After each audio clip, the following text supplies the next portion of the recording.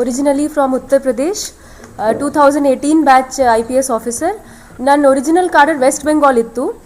2018 ಇಂದ 2024 ಆಗಸ್ಟ್ ತನಕ ವೆಸ್ಟ್ ಬೆಂಗಾಲ್ದಲ್ಲಿ ಕೆಲಸ ಮಾಡಿದ್ದೆ as ASP Howrah police commissionerate and additional SP Kalimpong district in north Bengal. Then ಮದುವೆ ಆದ ನಂತರ ಇಲ್ಲಿ ಬಂದೆ ಕಾರ್ಡರ್ ವರ್ಗಾವಣೆ ಮಾಡಿಕೊಂಡು. ನನ್ನ ಹಸ್ಬೆಂಡ್ IAS ಆಫೀಸರ್ ಇದ್ದಾರೆ, ಅವರು ಸೀನಿಯರ್ AC ಸವನೂರ್ ಇದ್ದಾರೆ ಹಾವೇರಿ ಡಿಸ್ಟ್ರಿಕ್ಟಲ್ಲಿ. ಸೊ ಇಲ್ಲಿ ಆಗಸ್ಟ್ 2024 ಜಾಯಿನ್ ಆಗಿದ್ದೀನಿ. ನವೆಂಬರ್ 2024 ಫಸ್ಟ್ ಪೋಸ್ಟಿಂಗ್ ಬಂದಿತ್ತು ನಂದು as SP special enquiries division CID. So ಇದು ನನ್ನ ಸೆಕೆಂಡ್ ಪೋಸ್ಟಿಂಗ್. ಸೊ ನನಗೆ ಕರ್ನಾಟಕದಿಂದ ತುಂಬ ಎಲ್ಲರೂ ತುಂಬ ಸ್ವಾಗತ ಮಾಡಿದ್ದಾರೆ ಮತ್ತು ತುಂಬ ಹೆಲ್ಪ್ ಮಾಡಿದ್ದಾರೆ ನನಗೆ since the day I have joined. So ಇಲ್ಲಿ ಕೂಡ ಅದೇ ಥರ ಎಲ್ಲ ಸಂಘಟನೆಗಳು ಎಲ್ಲರೂ ನನಗೆ ತುಂಬ ಕೋಆಪರೇಷನ್ ಮಾಡ್ತಾ ಇದ್ದಾರೆ, ಎಲ್ಲರೂ ತುಂಬ ಸಪೋರ್ಟ್ ಮಾಡ್ತಾ ಇದ್ದಾರೆ. ನನಗೆ ಈ ಜಿಲ್ಲೆಯ ಪೊಲೀಸ್ ಅಧೀಕ್ಷಕರಾಗಿ ಮಾತ್ರ ಇವತ್ತು 4 ವೀಕ್ಸ್ ಆಗಿದೆ. ಬಟ್ ಈ 4 ವೀಕ್ಸ್ದಲ್ಲಿ ನಮಗೆ ಎಲ್ಲ ಕಡೆಯಿಂದ ತುಂಬ ನನಗೆ ಕೋಆಪರೇಷನ್ ಸಿಕ್ಕಿದೆ. ಎಲ್ಲರೂ ನನಗೆ ಭೇಟಿ ಮಾಡ್ತಾರೆ, ಅವ್ರದ್ದು ಪ್ರಾಬ್ಲಮ್ಸ್ ಹೇಳ್ತಾರೆ ಮತ್ತು ತುಂಬ ಸಪೋರ್ಟ್ ಕೂಡ ಕೊಡ್ತಾರೆ. ಸೊ ಫಾರ್ ದ್ಯಾಟ್ ತುಂಬ ಧನ್ಯವಾದಗಳು ಎಲ್ಲರಿಗೆ. ಈವನ್ ಪತ್ರಗಾರ ಸಂಘದಿಂದ ನನಗೆ ತುಂಬ ಕೋಆಪರೇಷನ್ ಸಿಕ್ಕಿದೆ ಮತ್ತು ಎಲ್ಲರೂ ನನಗೆ ಮಾಹಿತಿ ಕೂಡ ಕೊಡ್ತಾರೆ. ಏನೋ ಆಗಿದ್ದರೆ ಅವರು ನನಗೆ ಡೈರೆಕ್ಟಾಗಿ ಕೇಳ್ತಾರೆ, ವಾಟ್ಸಪ್ ಮೆಸೇಜ್ ಕೊಡ್ತಾರೆ. ಸೊ ಆ ಥರ ನನಗೆ ತುಂಬ ಸಪೋರ್ಟ್ ಸಿಗ್ತಾ ಇದೆ ಇಲ್ಲಿ.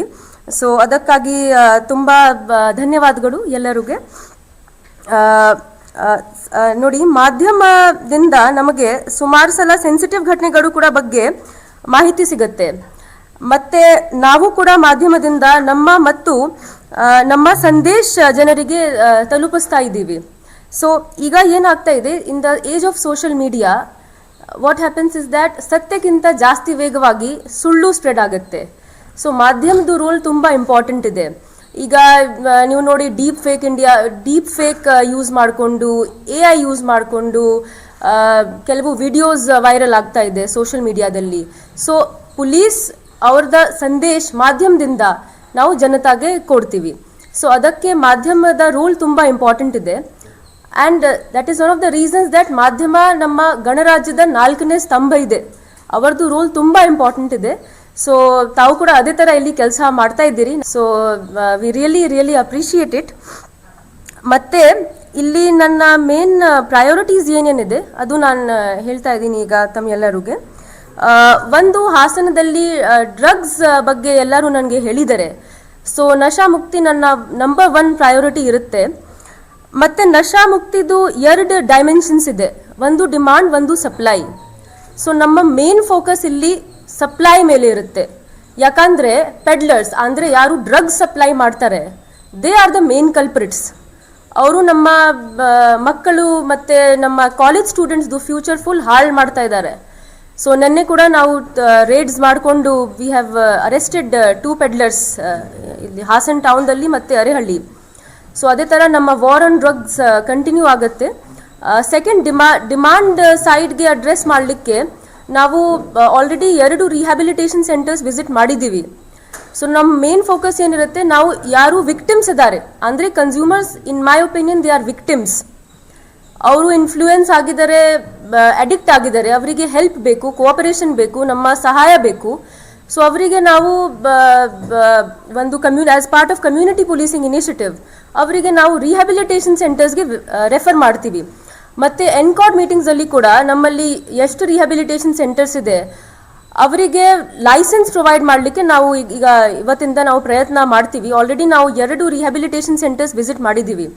ಸೊ ಇದು ನನ್ನ ನಂಬರ್ 1 ಪ್ರಯಾರಿಟಿ ಇರುತ್ತೆ. ವಾರ್ ಆನ್ ಡ್ರಗ್ಸ್, ನನಗೆ ನಮ್ಮ ಫ್ಯೂಚರ್ ಸೇವ್ ಮಾಡಲೇಬೇಕು. ಬಿಕಾಸ್ ನವೆಂಬರ್ 32ರಲ್ಲಿ DVG ಗುಂಡಪ್ಪ ಅವರು ಈ ಸಂಘವನ್ನು ಮೈಸೂರು ಮಹಾರಾಜರ ಆದೇಶದ ಅನ್ವಯ ಸ್ಥಾಪನೆ ಮಾಡಿದಂಥ ಸಂಘ ಇದು. ನಮ್ಮ ಸಂಘ ಸರ್ಕಾರದ ಅನುದಾನಕ್ಕೆ ಒಳಪಟ್ಟಂಥ ಏಕೈಕ ಪತ್ರಕರ್ತರ ಸಂಘ. ಕರ್ನಾಟಕ ರಾಜ್ಯದಲ್ಲಿ ಈ ಸಂಘ ಒಟ್ಟು ಎಲ್ಲ 31 ಜಿಲ್ಲೆಗಳನ್ನ ಒಳಗೊಂಡು 9,000 ಸಂಖ್ಯೆಯ ಸದಸ್ಯರನ್ನು ಹೊಂದಿರತಕ್ಕಂಥ ಸಂಘ. ಜಿಲ್ಲೆಯಲ್ಲಿ ಹೆಚ್ಚು ಕಮ್ಮಿ ಹತ್ತಿರ 300ರ ಸಂಖ್ಯೆಯಲ್ಲಿ ನಮ್ಮ ಸಂಘದ ಸದಸ್ಯರಿದ್ದಾರೆ.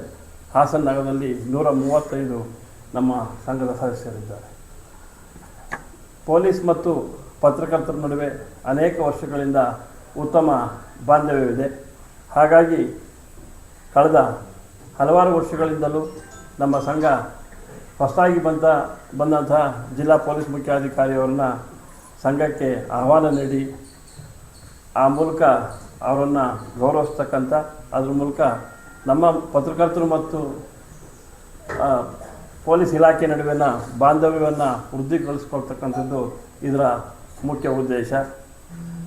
ಆ ನಿಟ್ಟಿನಲ್ಲಿ ಒಂದು ಭಾವನಾತ್ಮಕ ಸಂಬಂಧ ಪತ್ರಕರ್ತರು ಮತ್ತು ಪೊಲೀಸ್ ಇಲಾಖೆಯ ನಡುವೆ ಇಲ್ಲದೇ ಇದ್ದಂಥ ಸಂದರ್ಭದಲ್ಲಿ ಅನೇಕ ಅಪರಾಧ ಪ್ರಕರಣಗಳಿರ್ಬೋದು ಮತ್ತಿತರ ಅವಘಡಗಳ ಸನ್ನಿವೇಶಗಳಲ್ಲಿ ಸಂಪರ್ಕದ ಕೊರತೆ ಅಥವಾ ಸಮನ್ವಯದ ಕೊರತೆಯಿಂದ ಸಮಾಜಕ್ಕೆ ತಪ್ಪು ಸಂದೇಶಗಳು ಹೋಗುವಂಥ ಅವಕಾಶ ಇರುತ್ತೆ.